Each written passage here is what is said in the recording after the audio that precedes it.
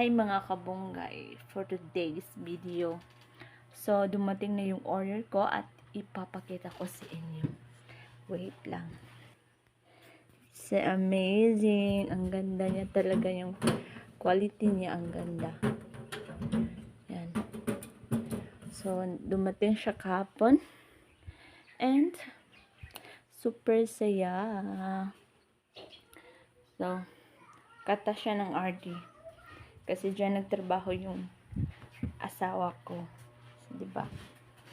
Masaya ang yeses. Yan lang. Thank you for watching.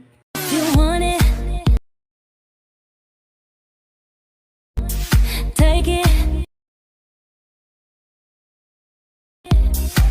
I should have said it before. Try to hide it, fake it. I can't pretend anymore. Hello mga kabunggay. So, may share ako sa inyo is, di ba may may bukol ako. And yung effect ng bukol na yun is, first naramdaman ko is sobrang sakit ng ulo ko. Tapos, lumalagas yung buhok ko. And then, minsan, sumasakit yung heart ko. And, minsan, yung mata ko is, parang, maganyan siya ba? Yung hindi ko alam. Basta, kumikirot yung mata ko. Tapos, minsan, siya.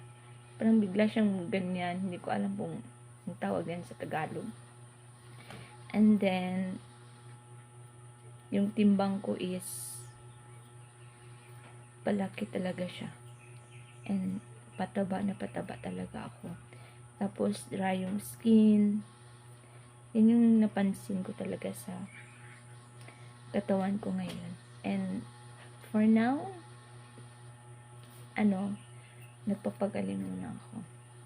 And I pray na sana matunaw na yung bukol na to. Laban lang. Huwag tayong mawala ng pag-asa. Thank you for watching.